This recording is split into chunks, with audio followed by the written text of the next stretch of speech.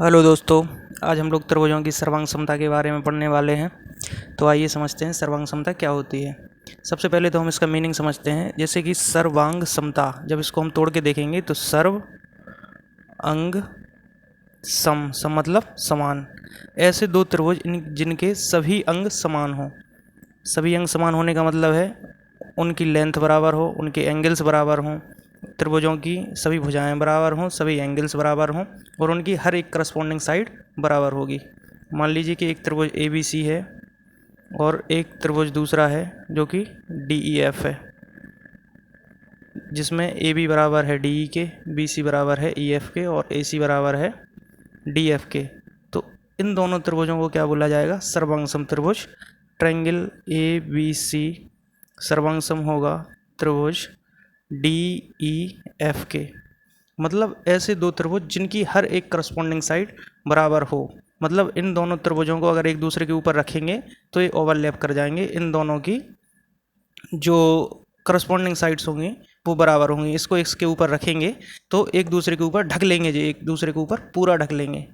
तो दो ऐसे त्रिभुज जिनकी सारी लेंथ बराबर हों और सारे एंगल्स बराबर हों वो सर्वांग सम त्रिभुज होंगे। इनको इंग्लिश में बोलते हैं कॉन्ग्रुएंट ट्रायंगल। और इसको कॉन्ग्रुएंट को दिखाने का जो साइन है, इसमें एक समरूप भी होंगे ये त्रिभुज और बराबर भी होंगे। तो ऊपर समरूप का साइन है और नीचे बराबर का भी साइन होता है। मतलब ये जो दोनों त्रिभुज होंगे वो समरूप भी होंगे और बराबर भी होंगे। तो इसलिए कहा जा सकता है कि दो सर्वांगसम जो त्रिभुज होते हैं वो हमेशा समरूप होते हैं और बराबर भी होते हैं। लेकिन दो समरूप त्रिभुज जरूरी नहीं है कि वो सर्वांगसम हों। समझ रहे हैं ना? दो त्रिभुज अगर समरूप हैं तो वो हो सकता है कि सर्वांगसम भी हों, लेकिन जरूरी नहीं है ऐसा। लेकिन जो सर्वांगसम त्रिभुज होंगे वो समरूप जरूर होंगे, क्योंकि इनके सारे एंगल्स बराबर हैं। हमने बताया था कि जो समरूप त्रिभुज होते हैं उसमें तीनों एंगल्स बराबर होते हैं, तो इनमें भी एंगल्स बराबर हैं। मान लीजिए एंगल ए के करस्पॉन्डिंग डी है, एंगल बी के करस्पॉन्डिंग एंगल ई है और एंगल सी के करस्पॉन्डिंग एंगल एफ होगा। तो समरूप भी है ये त्रिभुज और इनकी साइड्स भी बराबर हैं, इसलिए ये दोनों त्रिभुज सर्वांगसम होंगे। तो इसको लिखने का जो तरीका है वो इस तरीके से, ए बी के करस्पॉन्डिंग साइड डी ई है और ए सी के करस्पॉन्डिंग साइड डी एफ है और बी सी के करस्पॉन्डिंग साइड ई एफ है। इसको हम यहाँ से भी अगर इसको तोड़ेंगे, यहाँ से भी समझें, तो ए बी के बराबर क्या हो जाएगा?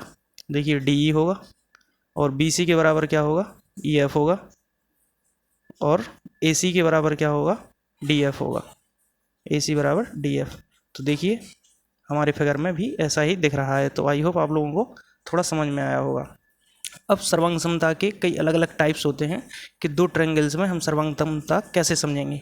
तो पहला जो टाइप होता है वो होता है S S S congruency, S S S सर्वांग समता, जिसमें ऐसे दो त्रिभुज जिनकी सभी करस्पॉन्डिंग साइड्स बराबर हों। जैसा कि ऊपर हमने जो एग्जांपल दिया उसमें ए बी बराबर डी ई के है, बी सी बराबर ई एफ के है और ए सी बराबर डी एफ के है। तो यहाँ पे क्या एस एस एस सर्वांग समता है। तो एस एस एस सर्वांग समता में क्या होगा कि दोनों जो त्रिभुज हैं उनकी करस्पॉन्डिंग साइड्स इक्वल होंगी। एस एस एस सर्वांग समता में दोनों ट्रायंगल्स जो होंगे उनकी करस्पॉन्डिंग साइड्स इक्वल होंगी, तो उसको हम बोलेंगे एस एस एस कॉन्ग्रुएंसी। जिस तरह हमने ऊपर जो एग्जाम्पल दिया है वो एस एस एस सर्वांग समता का ही है। दूसरा हम देखते हैं टाइप होता है एस ए एस कॉन्ग्रुएंसी। इसमें क्या होगा कि दो साइड्स इक्वल होंगे और उनके एक बीच का जो एंगल होगा वो बराबर होगा। मान लीजिए कि एक ट्रायंगल है ए बी सी और एक ट्रायंगल है डी ई और एफ। ठीक है, इस तरह की स्थिति है ए बी सी और डी ई एफ। तो मान लीजिए कि इसमें एक साइड्स है जो ए बी है वो डी ई के बराबर है और बी सी बराबर है ई एफ के, और इनके जो बीच का एंगल है वो बराबर है एंगल ई के। तो इसमें देखिए ए बी बराबर है डी ई के और बी सी बराबर है ई एफ के, और इनके बीच का angle A B C is equal to angle D E F.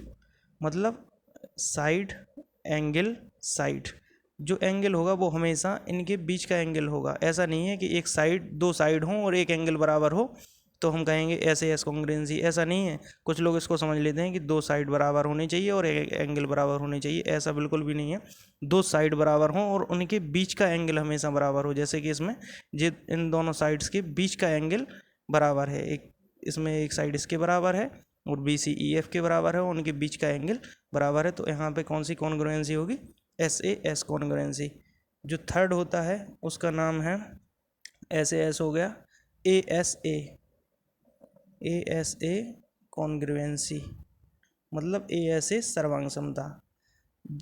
ये हमारे शॉर्ट टाइप्स हैं, इनको देख के हम समझ सकते हैं। हमें पूरा ट्रायंगल चेक करने की ज़रूरत नहीं है कि वो कॉन्ग्रुएंट है कि नहीं। अगर किसी ट्रायंगल में इस तरह की कंडीशंस दिखती हैं तो ऑटोमेटिकली ही वह ट्रायंगल सर्वांग सम हो जाएगा। मतलब अगर किसी में एक दो साइड और उनके बीच का एंगल बराबर हो तो वो सर्वांग सम हो जाएंगे। त्रिभुज हमें फिर उसमें ये देखने की ज़रूरत नहीं पड़ती कि एंगल ए एंगल डी के बराबर है या नहीं, एंगल सी एंगल एफ के बराबर है या नहीं, क्योंकि इन चीज़ों को प्रूफ किया जा चुका है। यहाँ हम आपको प्रूफ नहीं बता रहे हैं, लेकिन जब इनको प्रूफ किया जा चुका है इसलिए हमेशा निकल के आता है कि अगर इस तरह की कंडीशन होगी तो दो ट्रायंगल हमेशा सर्वांग सम होते हैं।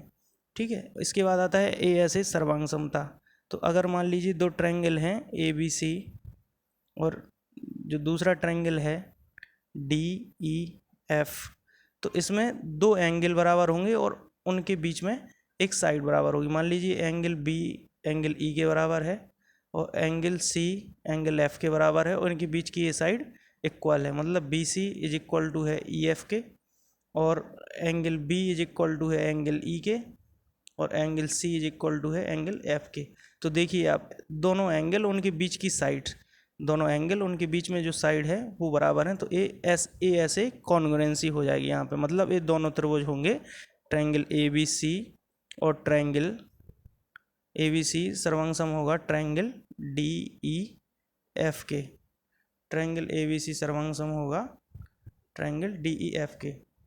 इस तरीके से हम चीज़ों को समझ सकते हैं। और चौथा टाइप होगा आर एच एस कॉन्ग्रुएंसी।